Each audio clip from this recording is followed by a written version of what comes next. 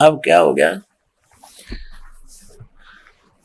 अपने आत्माओं विष्णु यू काल का पुत्र है और यू हमारे शंकराचार्यों का भगवान है, तो ये भगवान कैसे हो गया, ये भी इनके भगवान का पुत्र ही है। तो है इनका मिथ्या ज्ञान, वेशलेस, निराधार। और इन्हीं अटकलों पर ये हमें आपस में लड़ाते रहे, हिंदुओं के धर्म गुरु और मुसलमानों के धर्म गुरु। परमात्मा कबीर जी कहा करते थे, कोई कहे मारा राम बड़ा है, कोई कहे खुदाई रे, कोई कहे ईसा मसीह बड़ा है, ये बाटा रहे लगाई रे, कोई कहे मारा राम बड़ा है। कहते ये मूर्ख बना रहे हमारे को। अब ना इन हिंदुओं के धर्म गुरुओं को अपने सदग्रंथों का ज्ञान, और नहीं मुसलमानों के धर्म गुरुओं को अपने उस पवित्रों का सदग्रंथों का ज्ञान। तो पुण्यात्माओं, अब हम शिक्षित हैं, जीव हमारी जाति है, मानव धर्म हमारा। हिंदू मुस्लिम सिख ईसाई कोई धर्म नहीं है न्यारा। हम एक पिता की संतान है, परम पिता के सतपुरुष के। इस काल ने हमें मूर्ख बना रखे।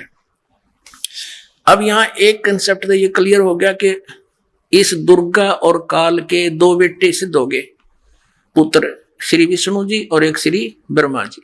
अब तीसरा यह अनुवाद करता विचलित हो गया, यहां तो इसने दिया छोड़े, फिर एक जगह और पा गया। कहते हैं चोर चुरावे तुमड़ी और गड्ढे पानी में, वो गड्ढे व ऊपर आवे ना, सच्चाई छनी ना।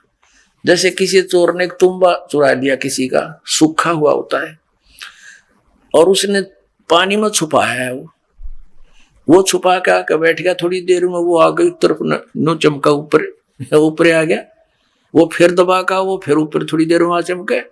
कहते चोर चुरावे तुमड़ा गड्ढे पानी में,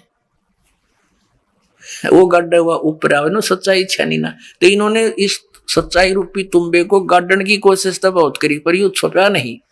अब देखो शिवपुराण के अंदर, ये संक्षिप्त शिवपुराण, इसके संपादक हनुमान प्रसाद पोदार, ये वही चल रहा है जो अभी आपको दिखाई थी। अब हम आते हैं अपने उस कंसेप्ट पर। एक समय श्री विष्णु जी सतगुण और श्री ब्रह्मा जी रजगुण की आपस में कहा सुनी, यानी युद्ध हो गया, झगड़ा हो गया। किस बात में? ब्रह्मा जी कहता मैं तेरा पिताजी, विष्णु जी को, विष्णु कहे मैं तेरा बाप। क्योंकि ये काल जो सदाशिव है इनका पिताजी, ये इनको भ्रमित किए हुए है। गीता ज्ञान भी ये काल सदाशिव, काल रूपी ब्रह्म ही बोल रहा है। और ये 7वें अध्याय के 24-25 श्लोक में कहता है कि मैं कभी किसी के समक्ष नहीं आता अपने वास्तविक रूप में, मैं अपनी योग माया से छुपा रहता हूं। तो इसने क्या किया है कि किसी महर्षि ने भगवान पाने के लिए समाधिस्थ होने की चेष्टा की, किसी को तो ब्रह्मा जी के रूप में दर्शन दे दिए, और किसी को शिव जी के रूप में, किसी को विष्णु जी के रूप में। जिसको विष्णु जी के रूप में दर्शन दिए समाधि दशा में, तो वो विष्णु जी के पास आकर उसका सिर हो गया कि आप ही भगवान हो, मैंने देख लिया है, आपने छुपा रखा अपने आप को, आप सर्वशक्तिमान हो, सर्वसृजनहार हो, आप परमात्मा हो। ऐसा 1, 2, 10 सैकड़ों ने कहा। तो विष्णु जी को भ्रम हो गया कि मैं सचमुच शायद मैं ही सृजनहार हूं। और ये भी कहा कि ब्रह्मा जी आपकी नाभि कमल से उत्पन्न हुए हैं। उधर से उसने जिसको ब्रह्मा जी के रूप में दर्शन दिए, उसने श्री ब्रह्मा जी को हवा भर दी, आप सचमुच परमात्मा हो, आप जगत के पिता हो, जगत पालक हो, सर्वशक्तिमान तुम ही हो। इस बात का भ्रम श्री ब्रह्मा जी को हो गया। फिर किसी ने शंकर जी के रूप में देख लिया, तो उसने शंकर जी की महिमा गा दी कि भगवान शिव स्वयं पूर्ण परमात्मा है, अजर व अमर है, मृत्युंजय है, कालजय है, ये सर्वशक्तिमान है। तो ऐसे इसने इन सबको भ्रमित कर दिया। अब जैसा ये इसने प्रतिज्ञा कर रखी कि मैं कभी किसी के समक्ष अपने वास्तविक रूप में नहीं आऊंगा, क्योंकि श्रीमद् भगवत गीता का ज्ञान देते समय इसने जो विराट रूप दिखाया, तो अर्जुन को कहा था ये है मेरा विराट रूप। 11वें अध्याय के 32वें श्लोक में कहा कि मैं काल हूं और इन सब को नाश करने के लिए प्रवृत्त हुआ हूं, अब आया हूं। 11वें अध्याय के 47 और 48 श्लोक में स्पष्ट किया है कि ये मेरा जो रूप तूने देखा, ये मेरा रूप है वास्तविक इस काल का। और कहता है मेरी प्राप्ति यानी रूप के दर्शन, भगवान प्राप्ति, ना वेदों वर्णित विधि से, ना गीता, ना किसी तप से, ना जप से, और ना किसी क्रिया से, किसी को नहीं हो सकते तेरे अतिरिक्त। ना पहले किसी ने देखा, ना आगे कोई देख सकता। आगे फिर क्या कहा कि चतुर्भुज, वो अपने चतुर्भुज रूप में आगे श्री विष्णु रूप दिखा दिया, ये कुछ भी रूप बना सकता है ये काल। तो फिर कहा कि चतुर्भुज रूप के दर्शन भी किसी वेदों में वर्णित विधि से, ना जप से ना तप से, किसी क्रिया से नहीं हो सकते, ये मेरी कृपा से ही किसी को हो सकते। तो ऐसे ये किसी को ब्रह्मा जी के रूप में दर्शन दे दे, कभी किसी को विष्णु जी के रूप में दर्शन दे देता है, किसी को शिव रूप में दर्शन दे देता है, ऐसा ही। तो इन दोनों को भ्रम हो गया। ब्रह्मा जी ने सोच लिया I am God, Vishnu ji ने सोच लिया मैं ही पर परमात्मा हूं, करता हूं। इन दोनों का रोड़ा हो गया, झगड़ा हो गया। इन दोनों का युद्ध समाप्त करने के लिए इनके पिता ने, इस सदा शिव काल ने, काल रूपी ब्रह्म ने इनके बीच में एक तेजों में पिल्लर स्तंभ गाड़ दिया। ये युद्ध तब भूल गए, उसका ऊपर नीचे खोजने लग गए। फिर ये स्वयं अपने पुत्र शिव का रूप धारण करके खड़ा हो गया आके। ये ऐसे आता है, अपने वास्तविक रूप में कभी प्रकट नहीं होता। इसने प्रतिज्ञा कर रखी है गीता जी के 7वें अध्याय के 24 और 25 में कि ये मूर्ख जन समुदाय मुझे कृष्ण मान रहा होगा। मुझ अव्यक्तम व्यक्तिम आपना मनन्ते, मुझ अव्यक्त को मुझे कृष्ण रूप में व्यक्ति आया मान रहे होंगे। आई एम नॉट कृष्ण, मैं अपनी योग माया से छुपा रहता हूं, मैं कभी किसी के समक्ष नहीं होता। ये मेरा अटल अनुतम अवय, यानी अवय माने अविनाशी नियम है, विधान है, घटिया नियम है। क्योंकि जो पिता अपने पुत्रों से छुप रहा हो घटिया है, कभी सामने नहीं आता, उसमें दोष है कोई ना कोई। क्योंकि ये 1 लाख मानव शरीरधारियों को नित खाता है, इस कारण से छुप के रहता है। अब यहां प्रसंग चल रहा है कि ब्रह्मा विष्णु महेश और शिव इनका पिता है यु सदा काल रूपी ब्रह्म। अब देखियो, तो इन दोनों के बीच में स्वयं आकर के इनको ज्ञान देने लगा। फिर देखिए, ये है पृष्ठ 24 पे, ये ब्रह्मा विष्णु महेश के युद्ध हो रहा था। इनके बीच में यो पिल्लर स्तंभ, यो लिंग खड़ा कर दिया तेजों में। अब 25 पे हम पढ़ेंगे। तो इन्होंने दोनों ने, ब्रह्मा जी और विष्णु जी ने आपस में इनसे कुछ प्रश्न किए इस काल रूपी ब्रह्म से। ब्रह्मा और विष्णु ने पूछा, प्रभु सृष्टि आदि 5 कर्तव्य के लक्षण क्या है, ये हम दोनों को बताइए। भगवान शिव बोले, फिर वो बताने लग गया। अब हम अपने मतलब की बात पढ़ेंगे। अब 26 पे आ जाते हैं।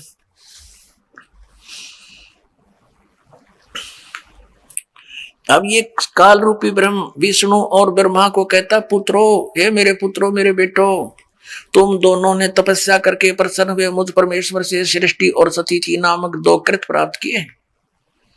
ये दोनों तुम्हें बहुत प्रिय है। इसी प्रकार मेरी विभूति स्वरूप रुद्र और महेश्वर ने, ये मैं नहीं है, 2 उत्तम अन्य कृत संहार और तिरोभाव प्राप्त मुझसे प्राप्त किए, परंतु अनुग्रह नामक कृत दूसरा कोई प्राप्त नहीं कर सकता। अब देखो, ये 2 पुत्र थे, विष्णु और ब्रह्मा हो गए, रुद्र और महेश्वर ये न्यारे हो गए। ब्रह्मा और विष्णु ने तो सृष्टि और सतीथि नामक 2 जॉब दे रखी, इसने 2 विभाग दे दिए। और रुद्र और महेश्वर ये 4, इनसे अलग है ये वक्ता, ये इनका पिता है। अब हम यहाँ इतना स्पष्ट करना चाहते हैं। अब यहाँ इसने इनको ये भी कहा कि तुम भगवान नहीं हो, तुम भगवान नहीं हो। देखिए, ये तो केवल हिंदी वाली, देखिए अपने गीता प्रेस गोरखपुर से प्रकाशित पवित्र शिव पुराण। अब जिसमें संस्कृत भी विद्यमान है वो आपके रूबरू कराते हैं। पवित्र शिव पुराण ये क्या बताते हैं? शिव महापुराण हिंदी टीका सहित भाग 1, श्री शिव महापुराण, विधि अवरिधि पंडित ज्वाला प्रसाद जी मिश्र कृत हिंदी टीका सहित, खेमरा श्री कृष्ण दास प्रकाशन बम्बई, ये यहाँ मुंबई यहाँ से छपी। और वो डिटेल लिखी यहाँ पर, खेमचंद कृष्ण दास की ये सारी डिटेल इस पर, ये कहाँ से मुद्रिक प्रकाशक ये है।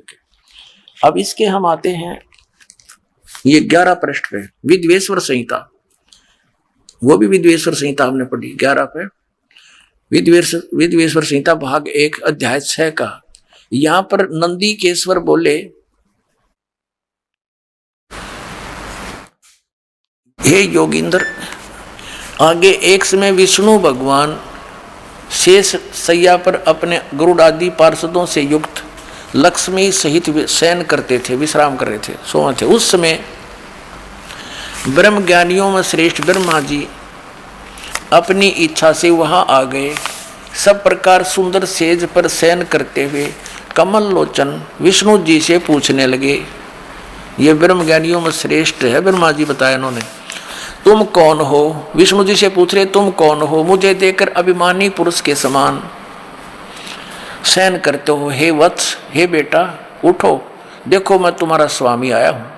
ब्रह्मा जी कह रहे हैं विष्णु जी को, आए हुए गुरु को देख जो अभिमान करता है उस द्रोही मूड का प्रायश्चित होना उचित है। यह सुनकर विष्णु के अंतर में छो उठा, क्रोध हुआ, परंतु बाहर से शांत रहे और बोले बेटा वत्स, तुम्हारा मंगल हो, बैठो इस आसन पर विराजो। इसमें तुम्हारा नेत्र कुटीर और मुख वक्र क्यों हो गया, यानी बांगा मुंह क्यों कर रहा है तू? ब्रह्मा जी बोले हे वत्स विष्णु, हे बेटा विष्णु, तुमको समय के प्रभाव से अभिमान है। हे पुत्र, मैं तुम्हारा रक्षक और जगत का पितामह हूँ। विष्णु जी बोले ये सब जगत मुझ में स्थित है, तुम चोर के समान किस प्रकार अपना कहते हो? तुम मेरी नाभि कमल से उत्पन्न हुए हो, इससे मेरे पुत्र हो, मुझे पुत्र कहना व्यर्थ है। नंदीकेश्वर बोले इस प्रकार ब्रह्मा और विष्णु दोनों ही रजोगुण से मुक्त होकर विवाद करने लगे। मैं श्रेष्ठ हूं, मैं स्वामी हूं, ऐसा कहकर एक दूसरे को मारने की इच्छा से युद्ध करने में उत्सुक हुए। तब संपूर्ण देवता विमानों में बैठकर उस महा अद्भुत युद्ध को देखने चले आए और आकाश में उनके ऊपर फूल बरसाने लगे। वाहे देवताओं, वे भगवान, ये हमारे देवता, ये ब्रह्मा विष्णु तो कटकर मरण हो रहे हैं और ये फूल बरसाओ, शाबाश कर दो काम। अरे देवताओं के काम है ये, देवताओं के ये लक्षण होते हैं। दो भाई लड़ रहे हो, बीच बिचाला करवावे, छुटवावे उनको, उनका कंप्रोमाइज करवावे। और हमारे देव जी, ये देवता हमारे फूल बरसाने के, शाबाश मरो लड़के। अब हम अपने प्रसंग पर आते हैं कि फिर ये जो आपस में झगड़ रहे थे, इनके बीच में इसने सदम खड़ा कर दिया, ये स्वयं आ गया। फिर ये क्या कहता है, इनका बाप पिताजी काल, सदा ब्रह्म रूपी काल। हम संक्षिप्त सा लेते हैं, ज्यादा आगे नहीं जाएंगे। अब देखिएगा इसके 17 पृष्ठ पर विद्वेश्वर संहिता, पहले हमने 11-12 पृष्ठ पढ़ा, अब 17 पर आ गए हम। विद्वेश्वर संहिता भाग 1 अध्याय 9 है ये। अब यहाँ क्या बताया है कि फिर वो नंदीकेश्वर बोले इस प्रकार, आगे बताता है कि उन दोनों की अज्ञानता और वैर को दूर करने के अर्थ दोनों से कहा उस इनके पिताजी ने कि मेरे सकल और निष्कल ये दो भेद से दो रूप हैं, परंतु और ईश्वर नहीं, इस कारण उनके दो रूप नहीं हो सकते। पहला सतम रूप और पीछे मूर्तिमान रूप धारण किया है, इसमें ब्रह्म रूप निष्कल है, वो निसकल, यानी वो सतम खड़ा करा पिलर होता है, वो तो मेरा निष्कल निराकार रूप है। और ईश्वर रूप सगुण है, मैं खड़ा हूं ना, ये मेरा सगुण रूप है। मेरे ये दोनों रूप सिद्ध हैं, दूसरे किसी के नहीं। अब यहां हो सकते, इस कारण तुम दोनों को अथवा दूसरों को ईश्वरत्व की प्राप्ति नहीं हो सकती। तुमने जो अब अज्ञानता से अपने को ईश माना, ये बड़ा ही अद्भुत हुआ। उसके दूर करने को ही मैं रण स्थान में आया हूं। अब ये इनका पिता कह रहा है कि तुम यू आर नॉट गॉड, तुमने जो अज्ञान से अपने को ईश यानी भगवान मान लिया, ये बहुत अचरज हो गया, तुमने बहुत गलत कर दिया। अब तुम्हारी बुद्धि ठिकाने करने के लिए मैं आया हूं, दूर करने के लिए रण स्थान में आया हूं। अब तुम अपना अभिमान त्याग कर मुझ ईश्वर में अपनी बुद्धि लगाओ। मेरे प्रसाद से लोक में सब अर्थ प्रकाश करते हैं। अब देखो ये कहता है जगत का वर्धक होने से मैं ब्रह्म हूं, इस तरह इसने अपनी फिर महिमा बनाई है अपने आत्माओं। अब फिर 18 पृष्ठ पर देखिएगा, अब कति कंसेप्ट क्लियर करना पड़ेगा ना, या फिर बात रह जाएगी। 10वां अध्याय 9वां या समाप्त हो जाता है। इति श्री शिव महापुराणे विद्वेश्वर संहिता भाषा टीकायाम 9वां अध्याय इति हो गया, यहाँ समाप्त हुआ। अब यहाँ स्टार्ट हो गया 10वां। इस 10वें के इसने आगे 10वें श्लोक में क्या बताया कि पुत्रों, वही जो हिंदी वाले में भी था, हे पुत्रों यह कृत आपने तप से प्राप्त किया है। ब्रह्मा और विष्णु से कहता है सृष्टि और स्थिति उत्पत्ति, यानी सृष्टि की उत्पत्ति और पालन कहा था, सो मैंने प्रसन्न होकर तुम्हें दिया है। आगे देखो, इस प्रकार दूसरे 2 कृत रुद्र और महेश को प्रदान किए। अब हम यहां सिर्फ इतना ही कंसेप्ट क्लियर करना था, हमने इतना ही कंसेप्ट क्लियर करना था, जिनको हमारे धर्म गुरु, पवित्र हिंदू धर्म के धर्म गुरु शंकराचार्य, जिनको पूर्ण परमात्मा विष्णु और शिव को बताते रहे, ये तो इनके इतिहास में लिखा कि ये भगवान नहीं है, तो क्या इनको वेदों का सदग्रंथों का ज्ञान था? अब जैसा इनके शंकर पंचम के 135 पृष्ठ पर लिखा है कि सबसे बड़ा पशु कौन है, उन्हीं का उत्तर है कि जिन्होंने सदग्रंथों को पढ़ा और उसके अनुसार धर्म आचरण नहीं किया, वो सबसे बड़ा पशु है। तो आप पुण्यात्मा हो, निर्णय करने ला सबसे बड़े पशु कौन है। बोलो सतगुरुदेव की जय हो। परम पिता परमात्मा पूर्ण ब्रह्म सर्व सृष्टि रचनहार सर्व उत्पादक, ये परमात्मा कौन है, कहाँ रहते हैं, उनकी क्या स्थिति है, वे साकार हैं या निराकार हैं, वे परमात्मा हमें क्या लाभ दे सकते हैं, ये जानकारी पुण्यात्माओं सत्संग से होती है। और जिन पुण्यात्माओं को सत्संग उपलब्ध होता है, धन्य है उनके माता पिता जिनसे जन्म हुआ, क्योंकि सत्संग में आए बिना प्राणी को अपने मनुष्य जीवन के लक्ष्य का ज्ञान नहीं होता। हमने सत्संग सुनने से पहले जो उद्देश्य मान रखा होता है वो भौतिक होता है।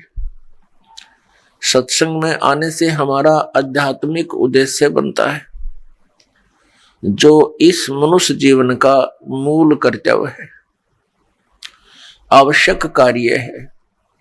जैसे अपने निर्वाह के लिए जो क्रियाकर्म हम करते हैं वो तो मजबूरी है और प्रत्यक्ष दिखाई देती है,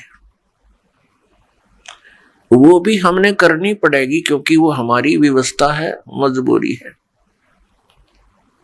यदि हम इस शरीर के अंदर कुछ भोजन फीड नहीं करेंगे तो ये काम करना छोड़ देगा। इसकी सुरक्षा नहीं रखेंगे, कोई झोपड़ी मकान महल कमरे बनाकर, तो भी इसको हानि हो गई तो ये व्यर्थ हो जाएगा। क्योंकि ये सब, इसको आहार देना, इसकी सुरक्षा रखना, ये किस लिए अनिवार्य है?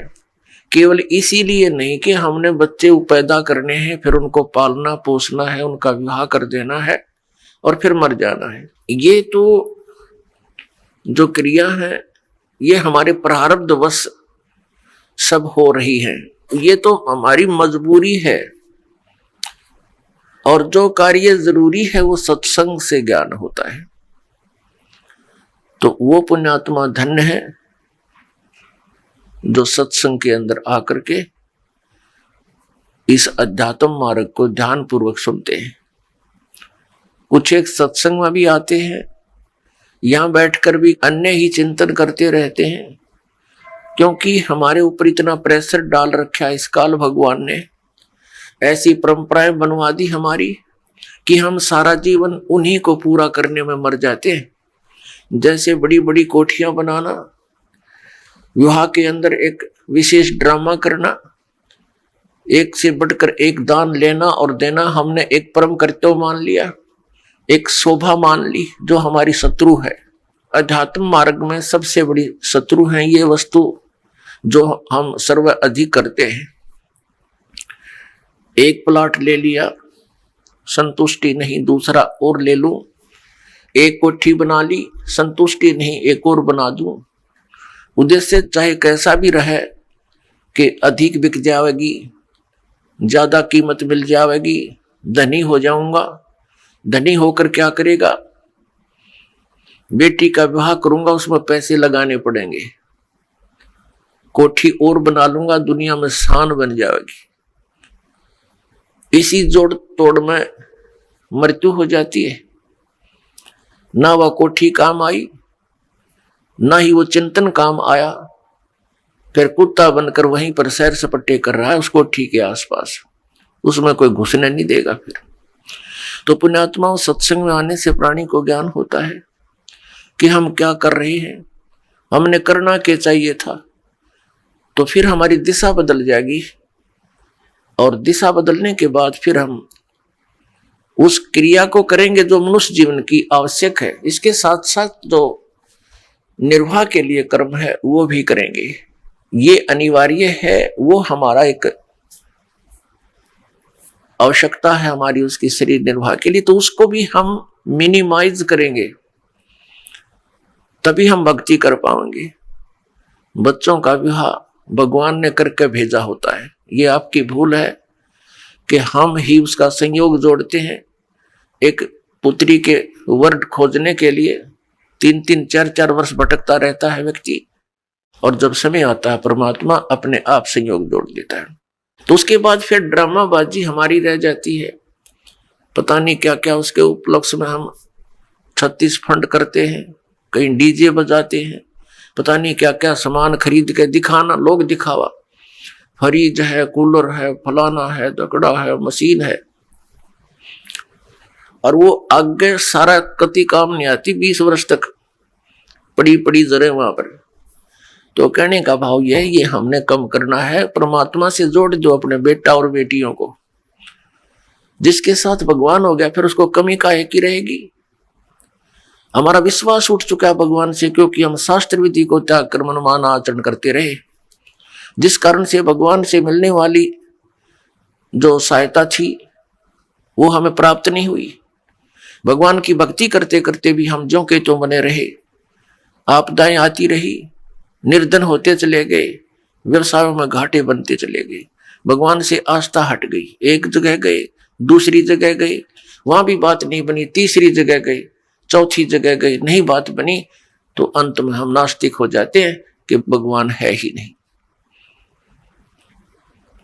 तो पुण्यात्माओं, ये सत्संग विश्व के अंदर जो बरवाला आश्रम के अंदर है, ये सत्संग कहीं पर नहीं है। ये अभिमान नहीं, ये यथार्थ ज्ञान जानना, क्योंकि ये वो ज्ञान है जो परमात्मा ने स्वयं आकर बोला है, जिसको सूक्ष्म वेद कहा है, जो 5वां वेद है। इस 5वें वेद के अंदर ये ऑल इन वन है।